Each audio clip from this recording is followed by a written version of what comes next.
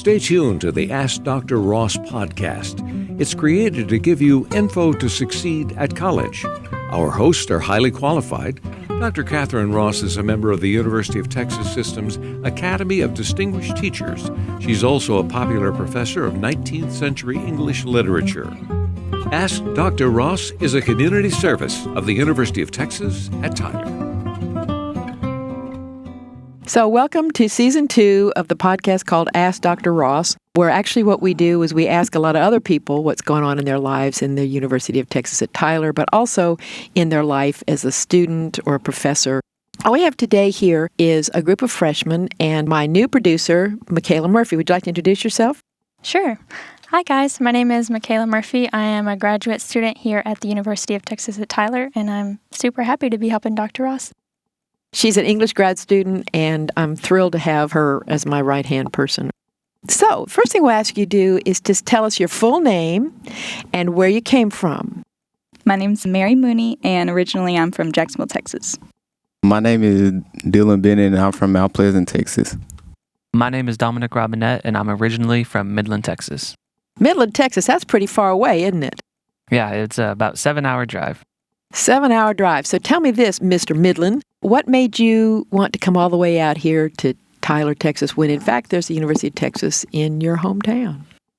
Well, it was mostly the size and the location. Like, I was really looking forward to getting out of my hometown. Midland, it's not the most pretty town to say the least, but I was just ready to get out of my hometown. Well, does the scenery in Tyler, Texas make up for what you didn't have in Midland? Oh, it definitely does. It's so much greener here, and, there's actually like rolling hills, and, it's beautiful here. Now, what about you?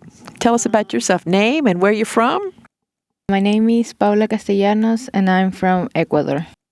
Ecuador? What in the world are you doing here? I'm here on the tennis team. You're here on the tennis team. Okay. So we're going to ask you, tell us a little bit about, were you a high school student or in college when you were in Ecuador? In Ecuador, I finished my high school this year, actually, and then I come here for my college studies. So this is the first time you've really been in college. You didn't do college at home. You came straight to the U.S. Yeah, I didn't do any college classes or anything. I just came straight here. Did you know what to expect? I knew that the classes were, harder and, that it was different than how I was taught in high school. Okay, good. Dylan, I'm going to ask you a question here, and I think you're here as an athlete too, aren't you? Yes, ma'am. I'm on the track team. How'd you get recruited? How did you find out about our track team, or how did they find out about you? Coach A had reached out to me. Coach Anthony, he's a sprinter's coach. He had saw me run, on Twitter. He had texted me and reached out to me, and then we got on the phone, and, we just clicked. I knew I was going to come here. So you're pleased about being on the track team here? It's working out well for you? Yes, ma'am. I like the team. I like my teammates. We like a family. Already like a family. That's great, because you really you're working out right now, but you're not really competing till the spring. Is that correct? Yes, ma'am. Most of the time, we just really like working out, lifting weights. Is it kind of like a built-in group to get to know people? So even though you're away from home and first time away, is that working real well for you to feel connected? And yes, ma'am, because as the coaching staff, Coach K and Coach A, they try to help the team get to know each other. So we have events with each other, and we just hang out. Everybody know each other. That's really great. Now, how about you? Is your team working as a team? Or you get to know people that way? Yeah, well, it's not a pretty big team. We're 8 girls. Only 8? Yeah, we're 8, so we know each other pretty well. We have been knowing each other for the last 3 weeks, and we're really close. We live close to each other, so we have been having a really good time together. I'm glad to hear that. Now, the issue of connection, feeling like you belong, is an important one, and you didn't come for a team now, did you, Dominic? No, I didn't. I just came here just for education. Before I was in band, but that's not much of an option here. There is a drum line, but... Are you going to try out for it, or? I thought about it, and I might try out for it next year.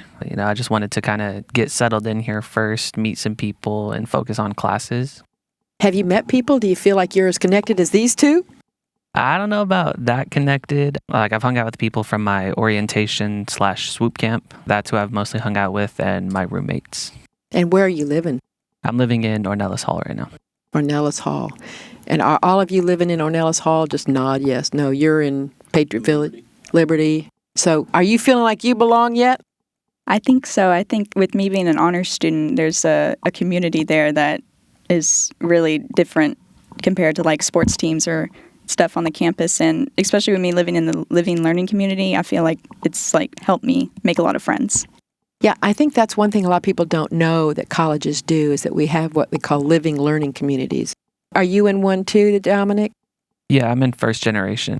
Ah, first gen. So we try to set it up so that you have some folks that you'll all naturally have a first acquaintance with, a reason to know each other. So how's it going? Have you been homesick at all? I've been a little homesick. I can't lie. After the first week, I was kind of like, this was a pretty long week, it felt like. But at the same time, like, I had a lot of fun, and it went by fast. But at the same time, by the end of it, I was like, man, I miss my family quite a bit. Are you the oldest child in the family? Yes, I am. So you got younger siblings at home, and your mother and dad are probably going, oh, he's gone. Yeah, I have 3 younger siblings at home. Do you talk to your family much? Yeah, I do. I call them once a week at least. That's good. I talk to my mother every day.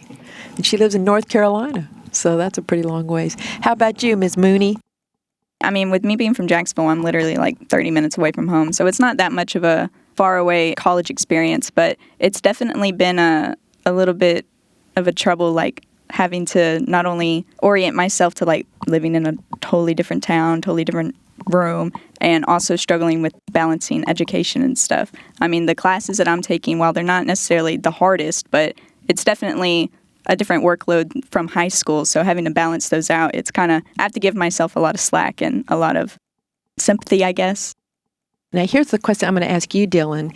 Have you found that the classes are a lot different from what you expected? And do you have to give yourself a lot of self-sympathy, like Mary was saying?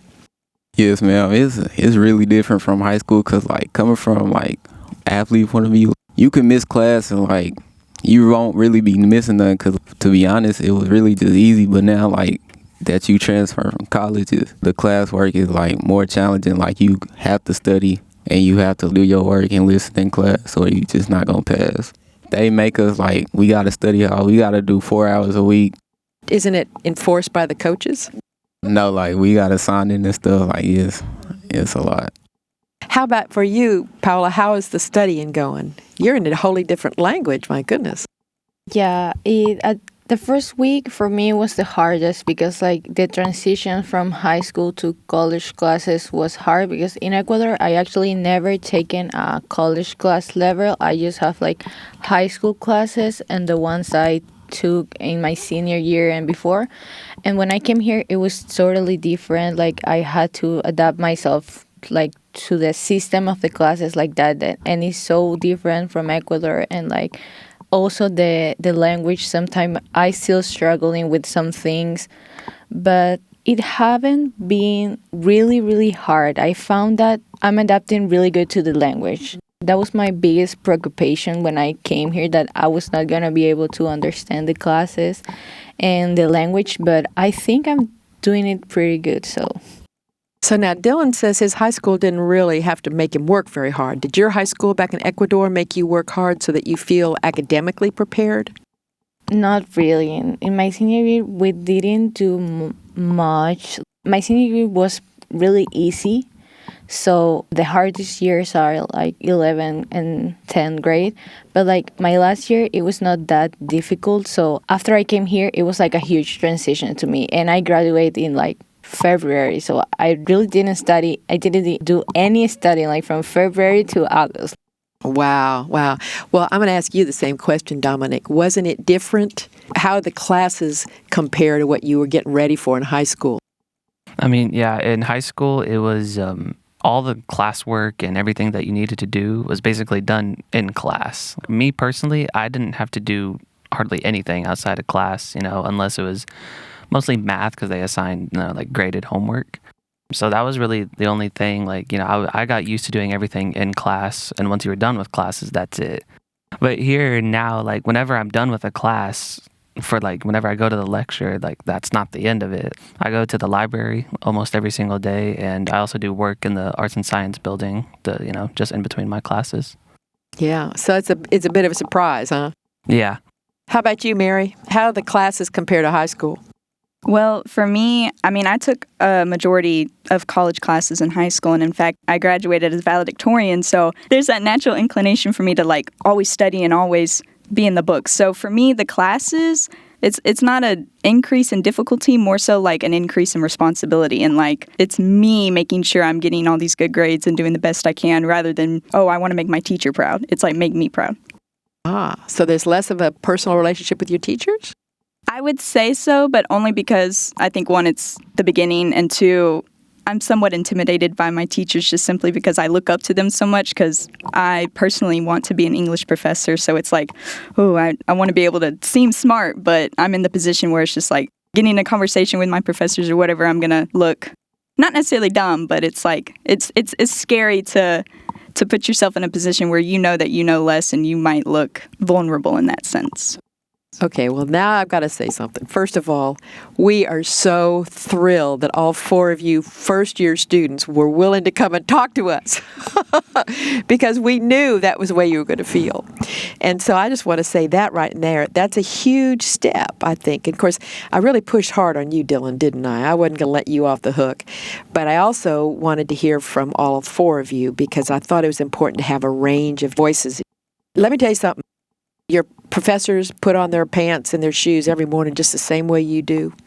And we want you to talk with us. We want to hear from you. You want to talk about that a little bit, Michaela? Sure. So this is my first semester as a teacher's assistant here. So I am teaching my own English 1301 class. And that has been an interesting transition from being solely a student here to also teaching students here as well while I'm still learning. But yeah, I would say the same thing as Dr. Ross. Obviously, I'm still learning, just like y'all are still learning, and I know I told Paula and Dominic that in class. But I would say the same thing for any of the professors here. Each year brings on different things, so each time we're learning with y'all. And what we want very much is for you to be willing to reach out to us and talk to us. And I don't know if you know this or not, but we're required to have these office hours. And getting students to come to office hours is like pulling your teeth. And yet, oftentimes after you come, they'll say, that wasn't so scary after all. Now, you've been a student, and you want to give them some coaching advice on office hours and talking to professors? Yeah, so I would definitely say to utilize office hours as much as possible. We are required to have office hours, and most of the time students don't show up, whether they think it's going to be super intimidating and they're going to get yelled at during office hours, or they don't know what questions to ask, and they think, kind of like Mary said, like they're going to look dumb if they come in with the wrong questions. But that's completely not it at all. The professors are there to help. If you have questions that are sort of more basic, not dumb, but basic, then that's okay as well, because that's going to let the professor know kind of where most of your class is at, what level they're at, as well as where certain students are at as well. So once we know those levels, it's a lot easier to mold what we're bringing into class for everyone and the questions that y'all have specifically. You want to talk a little bit, Dominic, about what you're studying and how you feel about the topics you're studying and the courses, how you picked them? Yeah, so I really wanted to do pre-med. Right now, I am a biology major, with just focusing on, courses that'll help me with medical school. Obviously, I was going to have to take some biology courses. But whenever I found out, while I was getting advised that I was going to have to, reject some AP credit that I earned, I was kind of like, really? Like, I worked so hard for this, but it's okay. So now tell us why they told you had to reject it. Didn't it have to do with med school? Yeah, med school, they were, they told me, like, medical schools really don't like AP credit. Like, they'd rather you have the experience, like, in college and in the labs and stuff like that. Because the high school AP class, how did that compare to what you're doing now? Because I guess you took the same class.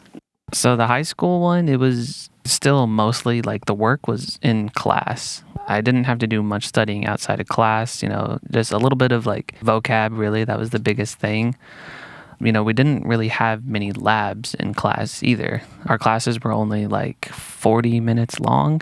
Now, like, you have your lectures and then you're like, man, I just got a lot of information. I need to like really work hard to remember what in the world we just talked about.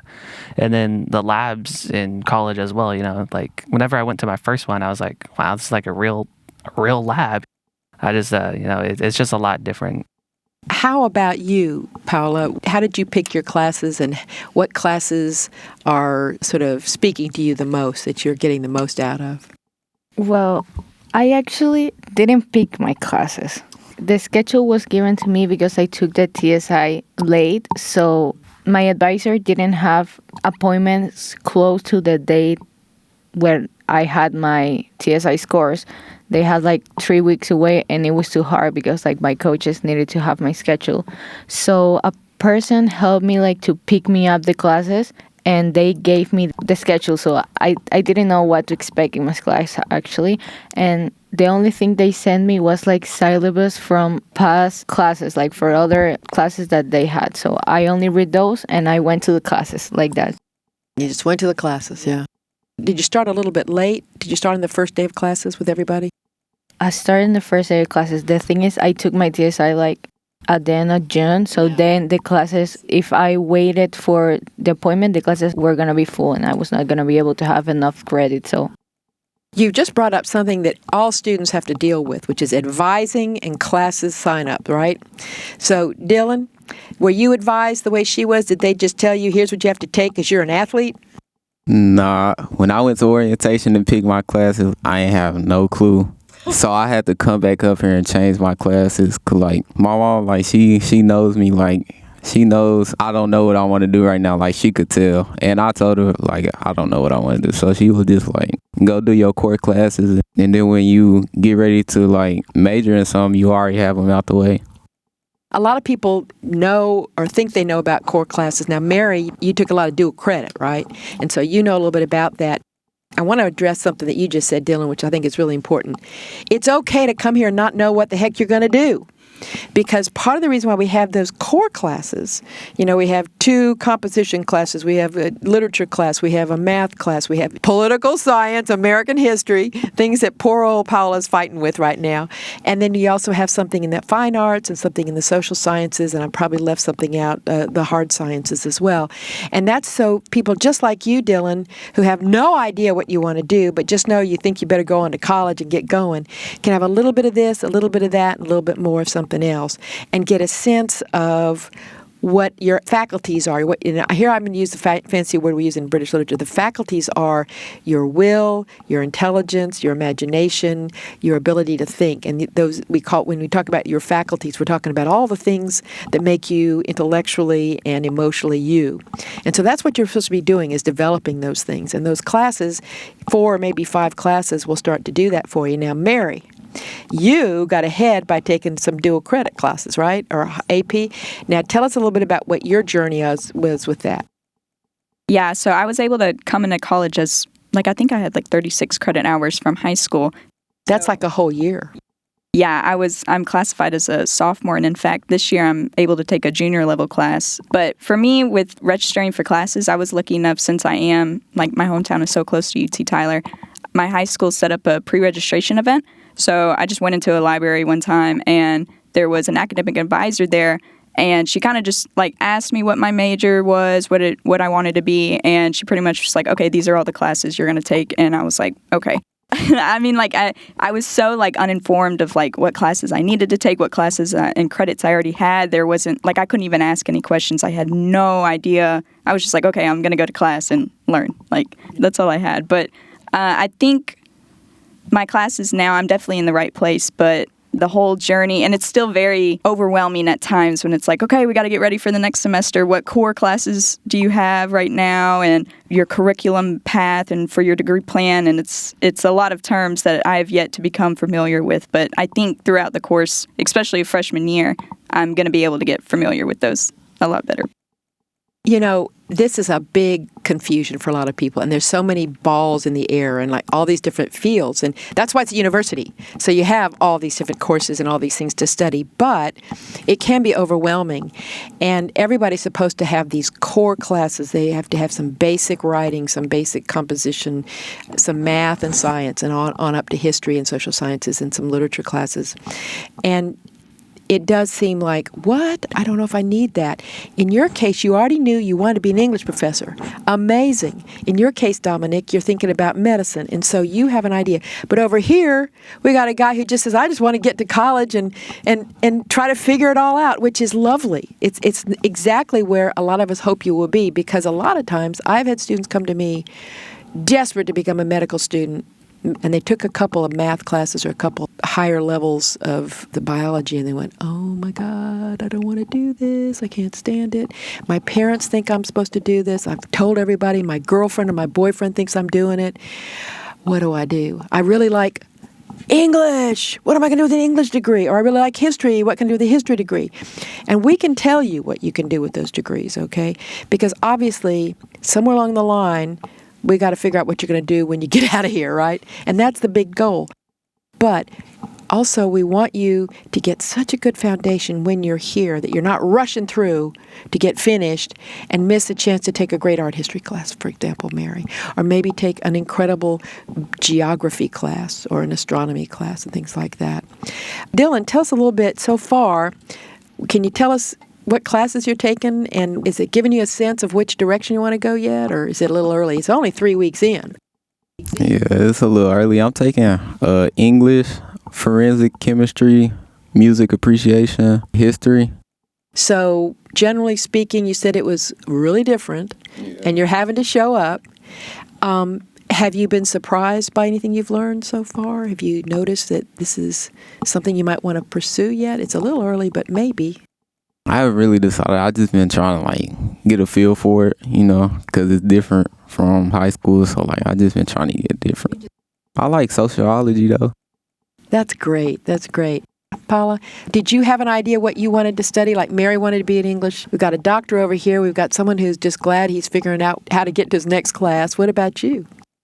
My whole life, I've known that I don't want to be in the medical field or something like biology and that stuff. I actually like more like the business side. Right now, I'm an economics major, and I have my econ class. I had it online, but I like that class, so I guess I'm on the right path for now. Well, look for Dr. Doty's class, because she teaches the most amazing macro and microeconomics class. Yeah, they recommend me that class, but it's full and it doesn't fit my schedule. That's an issue too, isn't it? Getting classes that fit your schedule. You can't always get in the professor you want or the time of day you want. How's your schedule working out for you, Dominic? Really, my schedule was decided because I got advised late, I'm going to be honest. I went to the last session of swoop camp, and a lot of the better times, I would say, were filled up already. So I have biology 3 days a week, I have psychology twice a week, and I have English twice a week, and then I have stats 3 times.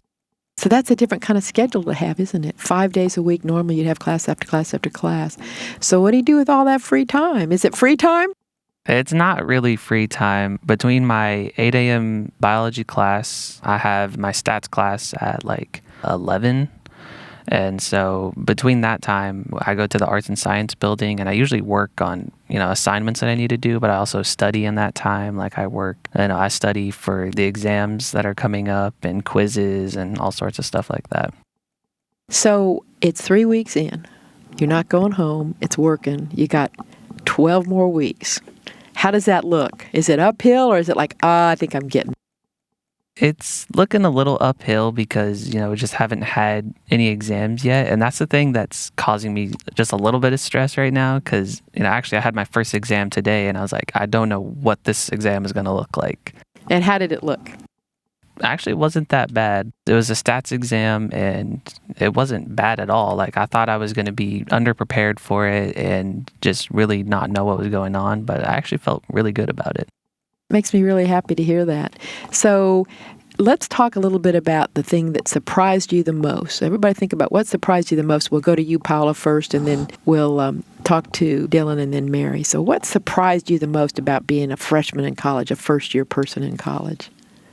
The thing that surprised me the most was like the length of the classes. The classes are super long, and at the end of the class sometimes I can't remember what did the teacher said at the beginning. And also like all the works and assignment that we have to do outside the class. So it's just not the class. We have like assignments, readings, quizzes. We need to watch videos. Yeah, it's like so different of the things I did when I was in high school. Do you think that's different from the way it is in universities in Ecuador, or do you think it's just the university? I would say it's kind of like the same, but not in the workload that the students have. Like classes are kind of like the same, but the after the class things, they're like a workload that is bigger than the ones in Ecuador. The workload. Now, I think you told me earlier that a lot of folks in Ecuador think going to the U.S. for a college degree is a good thing to do. Is that correct? Yeah, if you play sport like tennis, and if you have the opportunity to go, you can do it, but it depends on also what you want to study, because like if you want to be a doctor, it's going to be like really long career, and you're not allowed to play more than 8 semesters, I think, like 4 years. So imagine if you decided to come to do math, you have to first do pre-med, and then you have to do the med school, so it's going to be hard. Or if you want to study laws, if you study laws here in the United States, your degree is not going to work in Ecuador if you come back, so it depends on the career. I hear you. So Dylan, what surprised you the most so far at UT Tyler? I'll say the work that you have to do outside of class, all the stuff that they said it was true. It really is as hard as they say it is. Now, are the professors as intimidating as Mary feels like they are? No, because, I'm just there to listen. I like all my professors. They understanding, I can email them. I can talk to them if I ever need help. I would add one thing. It is important not just to listen. It's important to be an active member of the class. That's a big transition. We don't want you to sit there and be listeners. We want you to be active participants. And I want to know how that's going for you, Mary, and then I want to hear from you. That's something I struggle with in my classes so far, is I tend to only listen, and I think my input is not needed, but it is. Yeah, it is. I need to get over that mental stoop. But I don't know. I feel like in a college class, I'm just there to learn. And I think that might be some high school mentality getting to me. I'm just there to learn. It's not necessarily a collaborative space. It's more so I still have the mentality that the teachers are trying to show their superiority by saying ooh, let me teach and let me see how well you can listen. No, it's more, I need to change my mind for it to be a collaborative, I need to learn with my professors, and I need to be participating in class in order to get the full experience. But yeah, I feel like I need to be a little more brave in class. I'm glad you understand that, but it is a hard jump, isn't it? Michaela, you want to address this issue because I think this is a really important one, and I've watched Michaela become, in many ways, the ideal student, and now she's probably an ideal teacher. You learn more when you participate, right? Yeah, so one thing we like to try to convey to our students is that if you have a question, oftentimes everyone else in the class or almost everyone else in the class has that same question, and they're on the same level as you of not really wanting to speak up and ask about it. But you're never going to sound dumb or like it's too basic of a question, because kind of going back to what I was saying earlier, we want to know what levels y'all are at and kind of how we can best give you resources. And so when you speak up, then we'll know kind of how we can mold our lessons to help you best, because we already know the content as the professor, as the teacher, right? So we're not up there saying it just to be up there and to say it and to get paid. We're there to make sure that you're learning. We're there to make sure that you're growing and that you're getting what you need for in the future when you have to apply those skills and that knowledge to your job. Yeah, and when you say level, we don't really care what level you are. We're not judging you by what your level is. We just need to know what it is so that we can work with you. I mean, I've got students in the class that Mary and Dylan are in. They're really bright, but they have some learning disabilities, and I have to spend extra time with them. I've got a student in another class who is blind. And so while the rest of the class is taking a handwritten quiz, I'm over there reading her the questions, and she's responding to me. But that's okay, because all of you all are here. You made it in. We know you can do the work, but then every one of you being a different human has got different gaps, different interests, different skills, different faculties. The more you tell us, the more we can help. Now, I'm watching your face, Dominic, and you're having a lot of thoughts there. You want to comment on a few things we've just been talking about? I mean, the way that I've always learned like the best is, I really like to see examples, and I like to do like example questions. And most classes, they have a textbook with some example questions, but some of those questions, they don't really make much sense. And then the textbooks, they're kind of just hard to understand. It's hard to find like the resources that I need to learn the content like to the best of my ability. So what are you doing to work on that? I've contacted a few of my professors. I've talked to them a little bit. I've mostly just introduced myself to them, just trying to get a little bit more of a personal connection, because I know like these people, they want to help me. Well, and if you were to come up to me and say, Dr. Ross, this question in this textbook doesn't make a bit of sense. I don't understand it. You think I'm going to look at you and say, well, you're a big dummy? No, I'm probably going to say, yeah, I don't exactly understand it either. Let's work it out. Textbooks are just textbooks. What's really happening in a classroom is this stuff, what's going on. Now, the advising, you said you were advised late.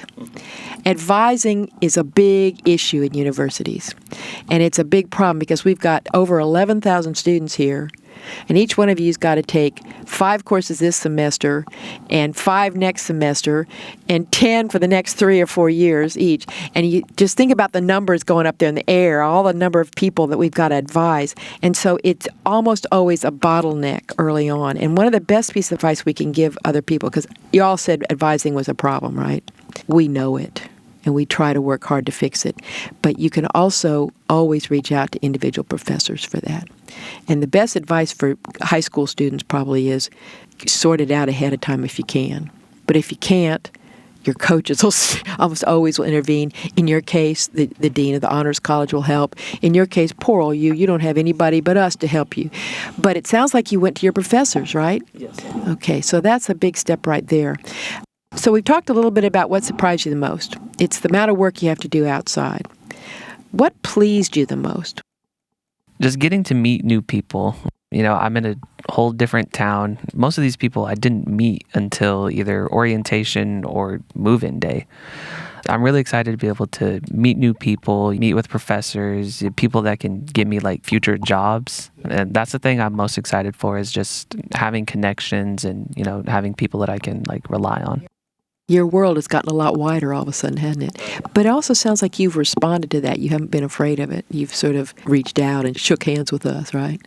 Yes, I have. I always had the idea like, oh yeah, I'm definitely going to go like reach out to my professors. But honestly, it took me after the first day. Sure. I was like, man, there's a lot of people. Like in my biology class especially, there's over 100 people in there. And then there's, one professor. And I couldn't do it the first day. But after that, I slowly got warmed up to them, and I was able to like actually meet them. What about you? I think that the thing that pleased me the most was first the fact that I understand all of my classes, that I was able to understand what the teachers were saying. Yeah. And I also like all like the support that I have here. Like some of my professors have told me that if I have questions that I can go to their office hours, and also to meet new people. Like it was so weird because when I came here, I didn't know anyone, and now I have like my acquaintances and meet new people and like that. How about you, Dylan? What surprised you the most? To be honest, I thought professors was going to be real hard on like students, like real hard, be like figure it out on your own. But they really understand it. They'll help you if you need it. And like meeting new people, because like I don't really talk much. I just stay quiet. But like I met some people and they cool. What about you, Mary? Surprised you the most? I think what surprised me the most is how much control over my own schedule I do have like throughout the day. I mean, especially in high school, I was told like when to go to class, and I kind of had to work my at home and out of school schedule around school. So it was kind of like I had no control there. But now I get to dictate when I study, whether that's in the middle of the night or if I wanted to sleep in. Well, of course, I still have to go to class, but I have a lot more control over my whole schedule, and I think that surprised me the most, and also it's one of the most pleasing things. What I'm hearing today makes me really happy for all you guys. But managing time is a big deal, isn't it? Now, for an athlete, it sounds like for you, Paula, the tennis team and practices really do manage your time for you, and so you miss out on some things. What about you over there in the track team? Do you have the same problem? No, not really. Like, if you have class, they'll tell you go to class. Like, they take, like, school serious. They make sure, like, you get your education. So if you can't make it to practice because when you need to study or like you have class, like you'll come like after you have class and you'll just get your workout in. This is D2 now, right? Division 2. And so you all have scholarships, is that right? And so to keep them, you got to keep doing the work, don't you? Scholarship is meaningful there. So your schedule, Paula, sounds like it's really, really restricted by tennis right now. Is that going to be the way it's all year, you think? It depends on the semester. This semester I have practice kind of 9 to 12. Every day? Yeah, 9 to 12. All the days, my mornings are from practice. I have classes in the afternoon every day. So I only have afternoons free. Dominic, I want to ask you a question about your time and the freedom you have. How do you manage your time, and has managing time been an issue for you? I really had to force myself when I first got here to like actually study. You know, after the first day, I realized how much free time I actually have. And I'm like, it's great to have all this free time. But at the same time, it's like, what can I do to like take advantage of this? So I had to force myself to like go to the library, get my work done. And then, you know, in the mornings, you know, on Tuesdays and Thursdays when I don't have my 8 a.m., I actually go to the gym before classes. And so, you know, I take advantage of just all the free time I have to, you know, work on my classes, but also work on myself as a person. I'm glad you mentioned that you're going to the gym, because we got two athletes here. You don't have to worry about going to the gym. But a lot of times they talk about the freshman 15, the 15 pounds you gain your freshman year because you don't do as much as you used to. And there's always food around and all of that sort of stuff. So, Mary, have you been able to get physical activity in? I haven't been to the gym yet because it's kind of scary, but every day I go on a long walk. That's kind of like my free time. Like usually it's around 2 hours a day I walk, and I get upwards to like 8 to 10 miles a day. But I just walk and I put my music in and I kind of just like daydream and stuff. But yeah, I feel like that's the most physical I get. And with eating and stuff, the Met food isn't really something that is such a treat that I just can't help but indulge myself every day. So I think that's kind of helpful. But definitely with all the fast food, like the Subway and Chick-fil-A being on campus, you have to be responsible. And that's where you have to kind of grow up and be like, oh, I can't eat Chick-fil-A 3 times a day every day, even though it's super good. Does the tennis team make you eat certain food? Do you have to have a special athletic diet? No, the only thing they told us is to eat healthy, like to know what our body needs, like to be able to get through the practice and like through the whole day, and to make good decisions at the Met. The Met, by the way, is our dorm food, right? It's cafeteria. Yeah, so you can't eat pizza every day, like.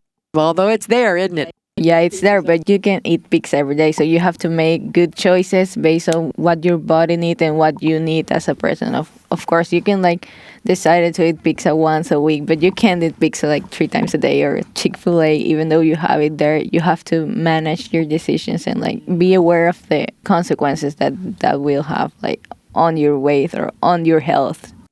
It's really impressing me that you're saying all these things, because I wonder sometimes what kind of decisions and what kind of knowledge our students have about their body and their health, because it's so important. And, you know, good minds don't come from weak bodies or from malnourished bodies or poorly nourished bodies. What about you? They tell us not all fuel is good fuel. So, like, they tell us we need to eat breakfast, but, like, not just no heavy breakfast before you come, like, lift or practice. They tell us to eat a couple hours before practice. They tell us you got to eat something before you come. That's your fuel. Have you been able to eat well enough? I mean, have you been able to find food that you're willing to eat? And I mean, yeah, I don't really eat breakfast like that, but like I eat some fruit. I eat the Met food sometimes, and then like I'll buy some the next day. So y'all live in dorms or apartments, really. It's a university apartment. Is that right, Dylan? Yeah. I like it. I mean, it's really your own room. Like, you have your own restroom. You share the kitchen. Me and my roommate, we cool. Like, we know each other. That's great. That's great. What about you? How's the dorm life for you over there, Paula? My apartment is really nice. I have 2 roommates, and they're both on the tennis team, so we are seeing each other every day. We walk every day together. We live in building 12, so we're really far away, but like it's really nice to have your own room, your own restroom, and like it makes you feel more at home because you live in an apartment, like at a house. You share the kitchen with your roommates, but like you have your own space, and that's kind of different from home, isn't it? Yeah. And it's a good different. Yeah. At least I don't share my room with another person, but I have my own space.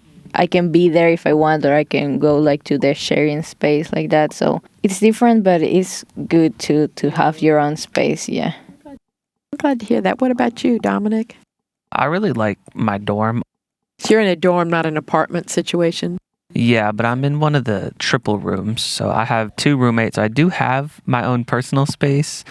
I don't have to share a room with someone exactly, but it's not like a huge space. And I don't really spend much time in there anyways. I enjoy it, but I think the hardest part is not having like a kitchen. I like to actually cook stuff, and it's kind of not easy to do in those rooms. There is a community kitchen, but it's not the same. So these 2 athletes with their apartments are making you kind of jealous, aren't they? Yeah. Well, you know what to shoot for next round, huh?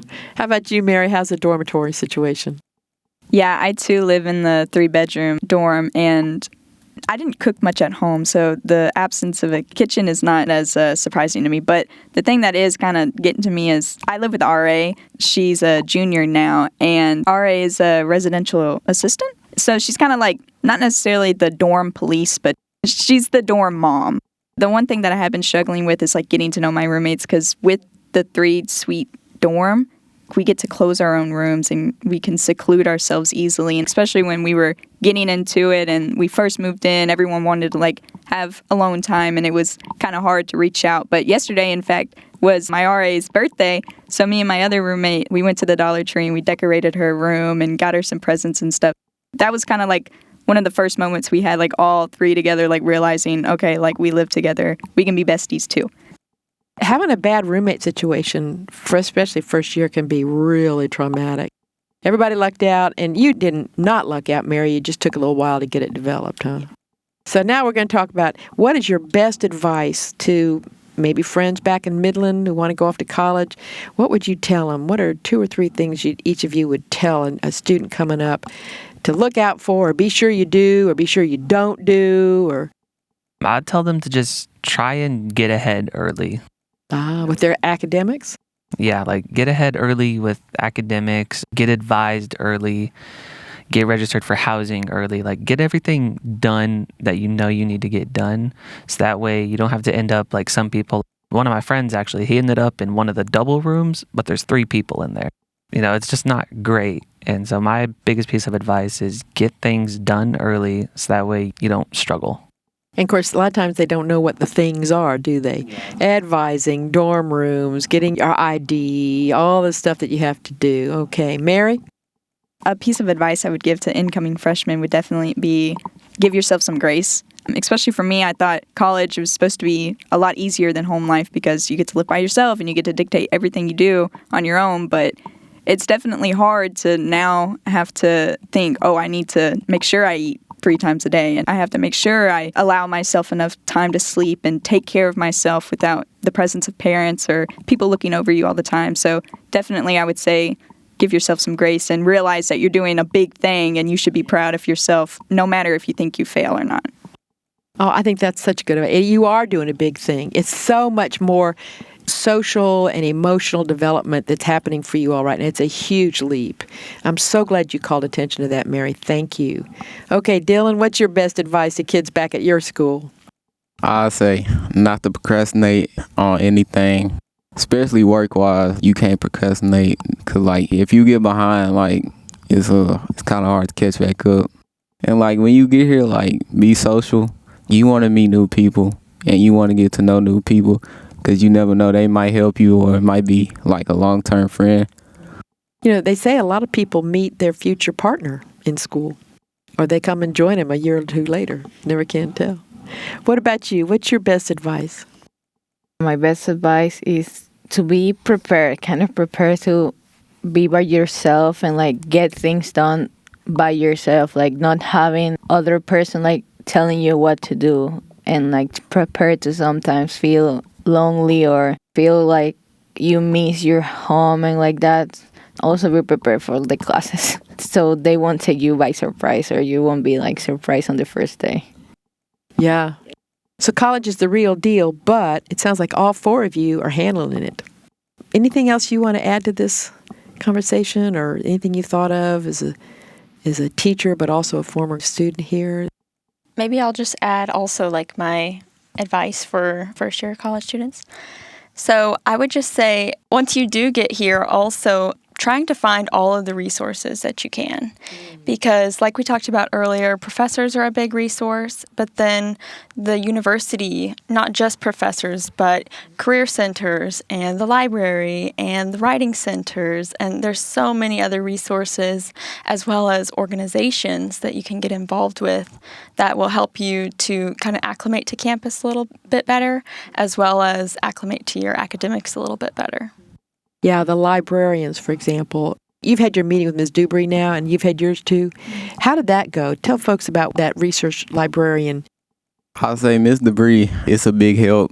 Having to do projects, writing papers, she'll guide you through like how to get information from the web and all that, and using the library database. It's like a teacher that's not your teacher, right? Yeah, she's great. Yeah. What about you, Mary? My meeting with her was so insightful as to like, you'd think a librarian doesn't do much. Oh, they just sit around with a lot of books. But she showed me how to navigate the online databases and how much like I didn't know and how much effort is put into actual research. So I feel like it was just so insightful, like meeting with her. And definitely I'm going to be in contact with her a lot more as I go throughout college. And she will stay with you throughout your time, especially because she's a Lit Lang person, so she's going to be your specialty. I use Ms. Dubry in my own research. In fact, my first book is dedicated partly to her, because if it hadn't been some things that she helped me find that I could have never found, I couldn't have gotten through with that book. So, yeah, there's libraries. I'm so glad you brought up resources. And here's the other thing, too. You pay for it. It's part of the deal, so you might, use it as much as you can. We also have counseling services, and we have the career center is really good. Did you know we have a career closet?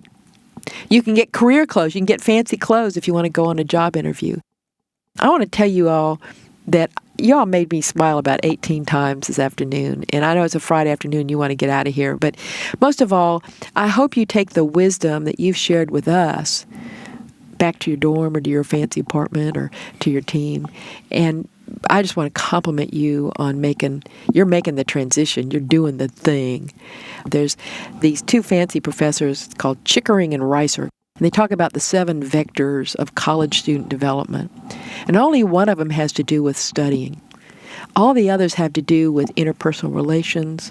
They have to do with learning how to be alone, but also how to reach out, and how ultimately to find who you are, what your ethics and your identity are. And those are things that I think you're all already working on.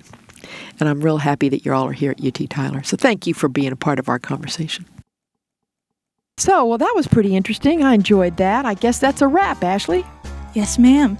This has been the Ask Dr. Ross podcast. Thank you so much for listening in with us today.